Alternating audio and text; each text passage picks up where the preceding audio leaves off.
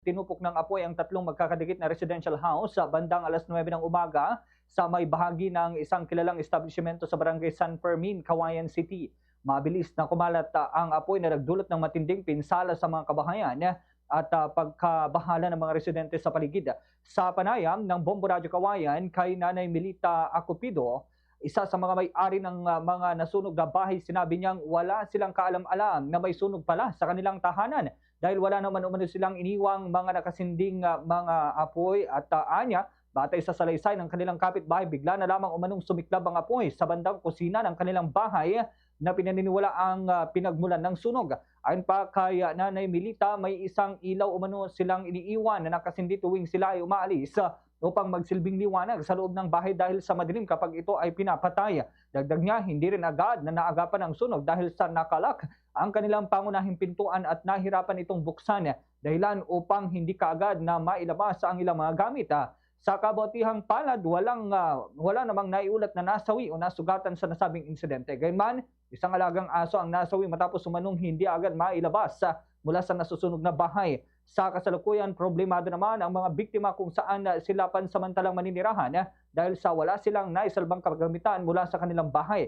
Tanging kasuotan lamang nila ang natira sapagkat wala silang bahay o wala sila sa bahay nang mangyari naman ang insidente. Humihingi naman ito ng tulong or kaunting tulong kagaya na lamang ho ng pagkain, damit at iba pang pangunahing pangangailangan. Maaari raw pong makipag-ugnayan sa kanyang apo o ito pong apo ni Nanay Melita na si Angeline Acopido sa number 0912-119-5234 para sa mga nais na magpaabot ng tulong.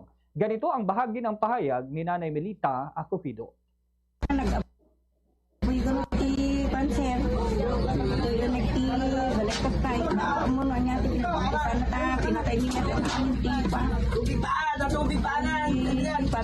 Hindi kumano pati. Kaya lang handa na agapan di sinarado din dito ay handa ang lukatan din. Ay nang rugi. Naka-open. Ay naka-open din sa ilaw. Ano man kanawan niya nakalukat-lat ka? Pagkati mayat kumadumuling afeta. Samantala sa pakikipagpanayam naman ng Bombo Radyo Cauayan kay FAR Chief Inspector Francis David Barciliano, nandun rin sa pinangyarihan ng sunog, tumagal ng 25 minuto ang pagpula sa apoy dahil hindi agad naputol ang koneksyon ng kuryente na nagdulot ng pagkakaroon ng spark na maaring makakuryente sa mga responde. Mabilis din umanong kumalat ang apoy dahil sa magkakadikit ang mga bahay at pawang gawa lamang sa light materials. Sa anya, upang maiwasan ang pagkalat ng apoy sa iba pang mga kabahayan, ay nagsagawa ng cover exposure ang mga BFP Cauayan katuwang ang Chinese Chamber Fire Volunteers. Tulong naman sa pagprotekta sa mga katabing gusali at sa agarang pagresponde sa insidente. Agad dagdag pa ng opisyal, nagsagawa ang mga bumbero ng mapping operation upang matiyak na wala nang natirang baga na maaring muling magdulot ng sunog. Sa ngayon, patuloy na inaalam pa rin ng Bureau of Fire Protection o BFP Cauayan City ang eksaktong sanhi at halaga ng pinsalang idinulot ng insidente. Ganito ang bahagi ng payag ni Fire Chief Inspector Francis David Barciliano. Pala na mga bahay yan.